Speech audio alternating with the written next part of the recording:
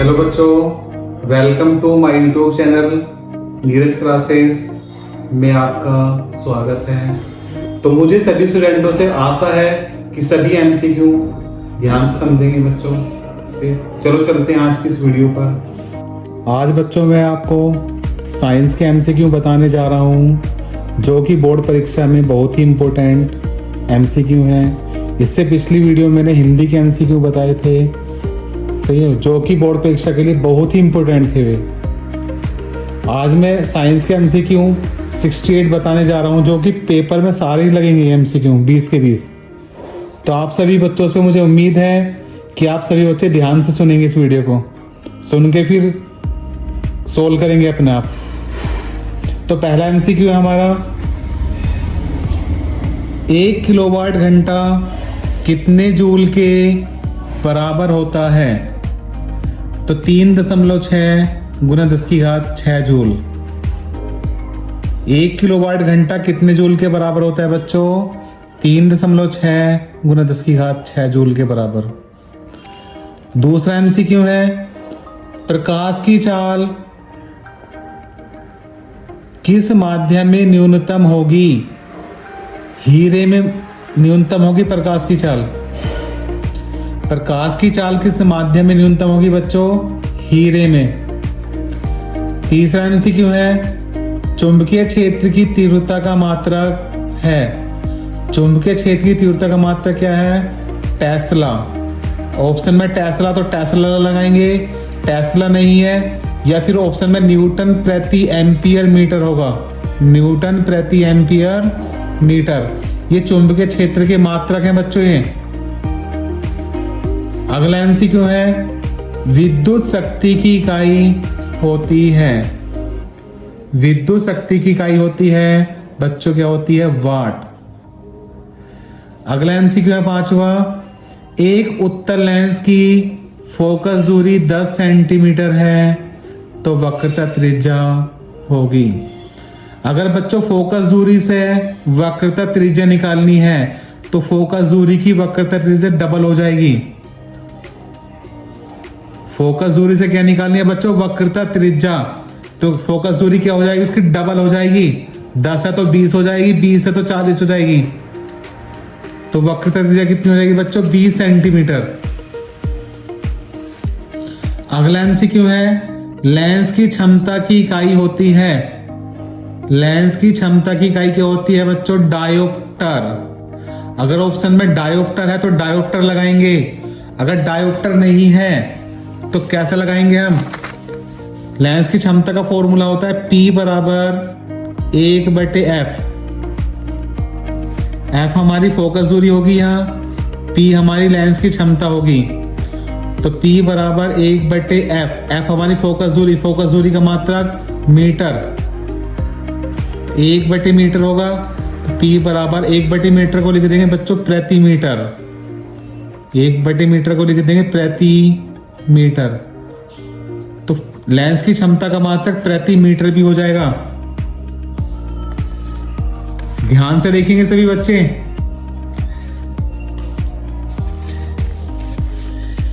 स्वस्थ नेत्र में, अगला एमसीक्यू है, स्वस्थ नेत्र में प्रतिबिंब बनता है। स्वस्थ नेत्र में प्रतिबिंब कहां बनता है? रेटिना पर। अगला एमसीक्यू है, स्वस्थ नेत्र का निकट बिंदु होता है।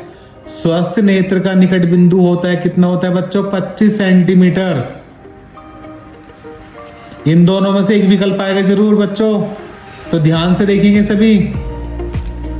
स्वस्थ नेत्र में प्रतिबिंब कहां बनता है बच्चों? रेटिना पर। और स्वस्थ नेत्र का निकट बिंदु कहां होता है? 25 सेंटीमीटर पर। अगला एमसीक्यू है नोवा, प्रिज्म में श्वेत प्रकाश की किरण के गुजरने पर सबसे अधिक विचलन होता है। सबसे अधिक विचलन किसमें होता है? बैंगनी रंग में। और सबसे कम विचलन होता है लाल रंग में। दोनों ऑप्शन ध्यान रखेंगे बच्चों। श्वेत प्रकाश की किरण के गुजरने पर सबसे अधिक विचलन होएगा बैंगनी रंग में और सबसे कम विचलन होएगा लाल रंग में। इन दोनों में से एक ऑप्शन पूछेगा, ये भी इनमें से भी। अगला एमसीक्यू है 10वां, निकट दृष्टि दोष को दूर करने के लिए कौन सा लेंस प्रयुक्त किया जाता है। निकट दृष्टि को दोष को दूर कर रहे हैं हम, तो कौन सा लेंस लगाएंगे बच्चों, अवतल लेंस। कौन सा लगाएंगे बच्चों लेंस हम, अवतल लेंस। एक हमारा दूरदृष्टि दोष होता है, दूरदृष्टि दोष को दूर करने के लिए कौन सा लेंस लगाएंगे हम बच्चों, उत्तल लेंस। दूरदृष्टि को दोष को दूर करने के लिए कौन सा लेंस लगाएंगे बच्चों, उत्तल लेंस। और निकट दृष्टि दोष में कौन सा लेंस लगाएंगे, अवतल लेंस। इन दोनों में से भी एक विकल्प आएगा, 100% आएंगे बच्चों। अगला एमसीक्यू है, तारों के टिमटिमाने का कारण है, तारों के टिमटिमाने का कारण है वायुमंडलीय परिवर्तन। वायुमंडलीय परिवर्तन बच्चों, जो तारे टिमटिमाते हैं उसका कारण क्या है, वायुमंडलीय परिवर्तन। अगला एमसीक्यू है 12वां, प्रतिरोध का मात्रक है। प्रतिरोध का मात्रक क्या है बच्चों, ओम। अगला एमसीक्यू है, विभवांतर का मात्रक है। विभवांतर का मात्रक क्या है बच्चों, वोल्ट। विद्युत धारा, अगला एमसीक्यू है, विद्युत धारा का मात्रक है। विद्युत धारा का मात्रक क्या है बच्चों, एम्पियर। इन तीनों में से एक एमसीक्यू आएगा।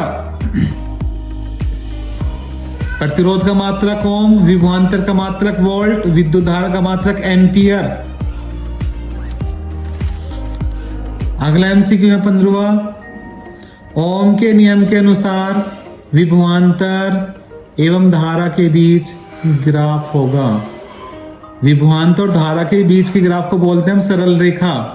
ओम के नियम के अनुसार कौन सा ऑप्शन सही है बच्चों, सरल रेखा वाला। अगला एमसीक्यू है, विद्युत चालक का प्रतिरोध किन किन बातों पर निर्भर करता है। तो कौन कौन सी बातों पर निर्भर करेगा चालक का प्रतिरोध, चालक की लंबाई पर निर्भर करेगा, चालक के पदार्थ पर निर्भर करेगा, अनुप्रस्थ काट के क्षेत्रफल पर निर्भर करेगा। तो चालक का प्रतिरोध किन किन बातों पर निर्भर करता है बच्चों, चालक की लंबाई पर, चालक के पदार्थ पर, अनुप्रस्थ काट के क्षेत्रफल पर।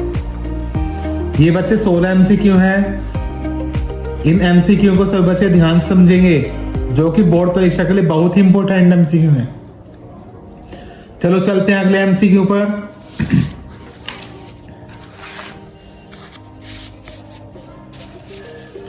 17वां एमसीक्यू है, भोजन का पाचन प्रारंभ होता है।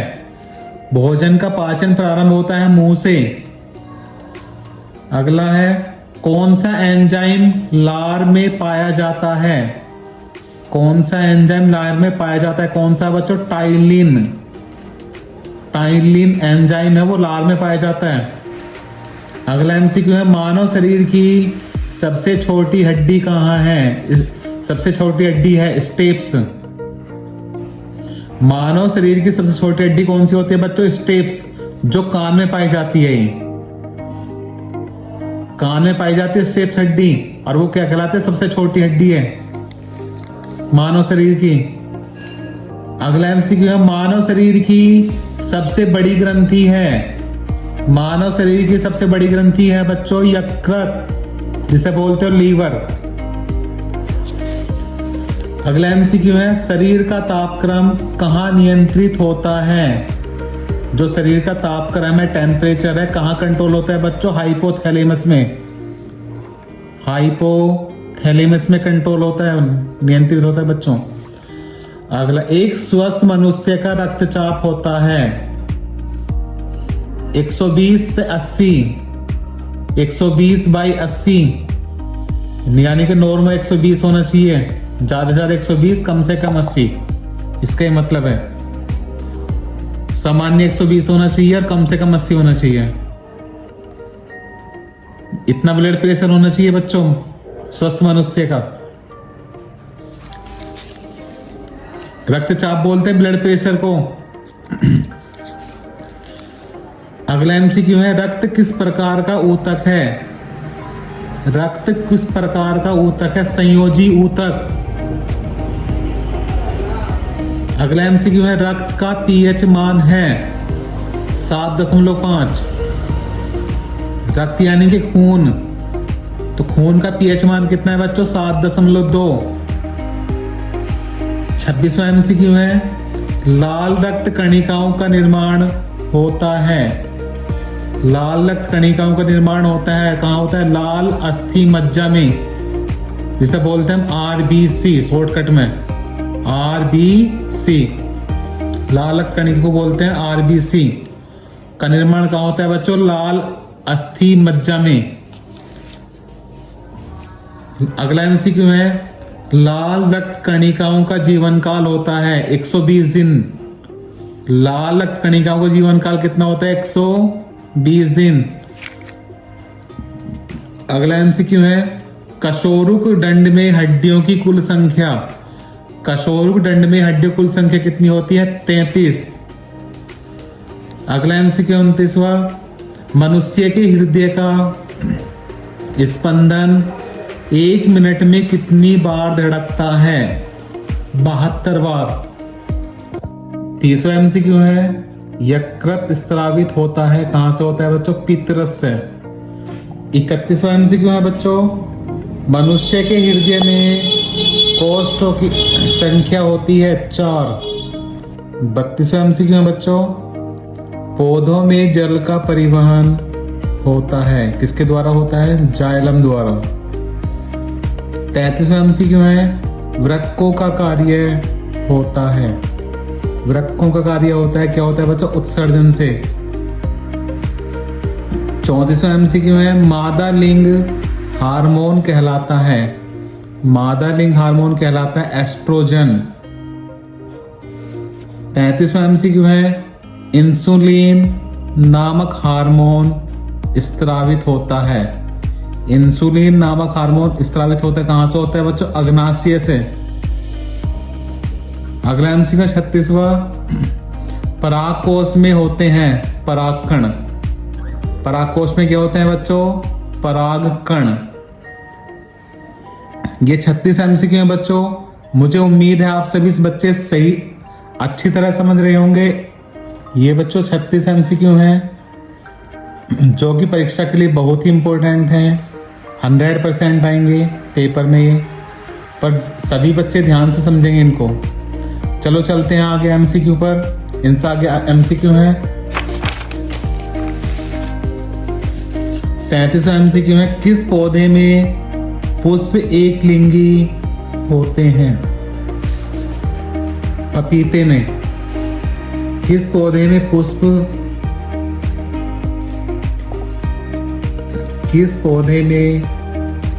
एक लिंगी होते हैं? किस में होते हैं बच्चों? पपीते में।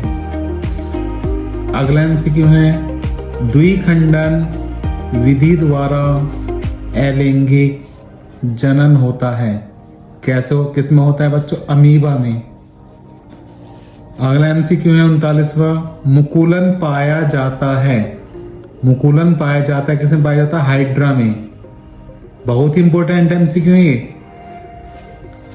अगला एमसीक्यू है, मेंडेल ने अपना प्रयोग किस पौधे पर किया? मटर के पौधे पर करा था। मेंडेल ने अपना प्रयोग किस पौधे पर किया था बच्चों? मटर के पौधे पर। 41वां एमसीक्यू है, मानव में गुणसूत्रों की संख्या होती है कितनी होती है? 46। अगला एमसीक्यू है 42वां, कौन सा जीन प्रारूप शुद्ध गोल बीजों को प्रकट करता है? गोल बीजों को RR कैपिटल RR से नोट करते हैं बच्चों। तो कौन सा जीन प्रारूप शुद्ध गोल बीजों को प्रकट करता है? RR यानी कैपिटल RR। अगला एमसीक्यू है, आनुवंशिक विज्ञान के जनक कौन थे? Gregor John Mendel. आनुवंशिक विज्ञान के जनक कौन थे बच्चों? Gregor John Mendel. 44वां एमसीक्यू है, जल को जीवाणु रहित बनाने के लिए उपयोगी पदार्थ है। जल को जीवाणु रहित बनाने के लिए उपयोगी पदार्थ व्यंजक चूर्ण या ब्लीचिंग पाउडर। व्यंजक चूर्ण का दूसरा नाम ब्लीचिंग पाउडर। अगर ये चीज डालेंगे जल में तो जल जीवाणु रहित हो जाएगा बच्चों। अगला एमसीक्यू है, सल्फ्यूरिक अम्ल में हाइड्रोजन परमाणु की संख्या है, कितनी होती है? 2। सल्फ्यूरिक अम्ल में हाइड्रोजन परमाणु संख्या कितनी होती है बच्चों? 2। 46वां एमसीक्यू है, मिश्र धातु कांसा में होता है, क्या होता है बच्चों? Cu, Sn। Cu का नाम है कॉपर, Sn का नाम है टीन। तो कॉपर और टीन होते हैं मिश्र धातु में। अगला, मानव नेत्र में किस प्रकार का लेंस पाया जाता है? उत्तल लेंस पाया जाता है बच्चों मानव नेत्र में। मानव नेत्र में किस प्रकार का लेंस पाया जाता है? उत्तल लेंस। अगला एमसीक्यू है, एथिल अल्कोहल का IUPAC नाम है। एथिल अल्कोहल का IUPAC नाम क्या है बच्चों? एथेनॉल। इसी प्रकार एसिटिक अम्ल का IUPAC नाम है। एसिटिक अम्ल का IUPAC नाम है एथेनोइक अम्ल है बच्चों। इन दोनों में से एक एमसीक्यू आएगा, ध्यान रखने दोनों के नाम।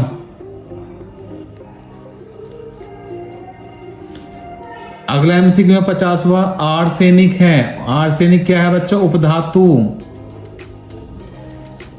51वां एमसीक्यू है, प्लास्टर ऑफ पेरिस की क्रिया जल से कराने पर क्या बनता है? प्लास्टर ऑफ पेरिस की क्रिया जल से कराएंगे तो क्या बनेगा बच्चों? जिप्सम बनेगा। क्या बनेगा? जिप्सम। 52वां है, शून्य pH वाला विलयन होता है। जिसका pH मान शून्य होता है कहलाता है अम्लीय। जिसका pH मान 0 से लेकर 6 तक होता है वो अम्लीय कहलाता है। जिसका pH मान 7 होता है वो उदासीन कहलाता है। जिसका pH मान 7 से लेकर 14 तक होता है वो क्षारीय कहलाता है। ध्यान रखना है बच्चों, एक एमसीक्यू pH के मान से बनेगा। 0 से लेकर 7 तक हमारा अम्लीय कहलाएगा pH मान, 7 हमारा उदासीन कहलाएगा और 7 से लेकर 14 तक कहलाएगा हमारा क्षारीय। 7 से ऊपर यानी कि 8, 9, 10, 14 तक कहलाएगा हमारा क्षारीय। 53वां एमसीक्यू है, धावन सोडा का रासायनिक नाम है सोडियम कार्बोनेट। धावन सोडे का रासायनिक नाम है हमारा सोडियम कार्बोनेट। इसका सूत्र होता है हमारा Na2CO3 × 10H2O। धावन सोडा का जो सूत्र होता है Na2CO3 × 10H2O होता है बच्चों। ये 53 एमसीक्यू है बच्चों, सभी बच्चे ध्यान से समझ रहे होंगे, मुझे उम्मीद है सभी बच्चों से।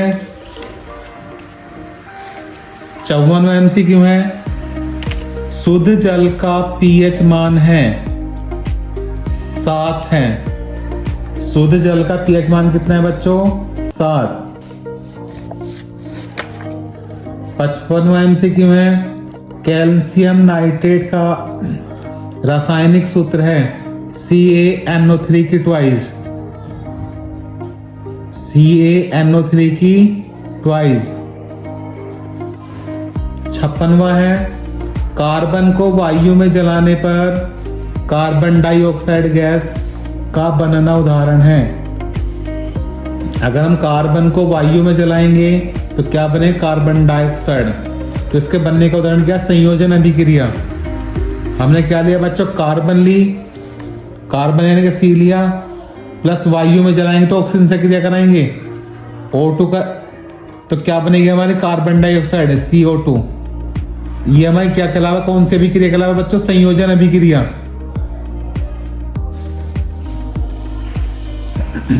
अगला एमसीक्यू है, कौन सी एक परत पराबैंगनी किरणों को पृथ्वी पर आने से रोकती है? ओजोन परत। कौन सी एक परत पराबैंगनी किरणों को पृथ्वी पर आने से रोकती है? कौन सी परत रोकती है? ओजोन परत। अगला एमसीक्यू है, Fe2O3 + 2Al, इससे बन रहा हमारा Al2O3 + 2Fe, किस प्रकार की अभिक्रिया है? ये कौन सी अभिक्रिया है बच्चों? विस्थापन अभिक्रिया। 59वां है, कौन सा पदार्थ नीले लिटमस पत्र को लाल कर देता है? कौन सा पदार्थ नीले लिटमस पत्र को लाल कर देता है? कौन सा कर देता है? अम्ल कर देता है। अगर नीले लिटमस पत्र पर अम्ल को डालोगे तो लाल कर देगा उसको। एक अगला एमसीक्यू है 60वां, कौन सा पदार्थ लाल लिटमस पत्र को नीला कर देता है? लाल लिटमस पत्र को क्या कर देता है? वो नीला। कौन सा पदार्थ है? क्षार है वो।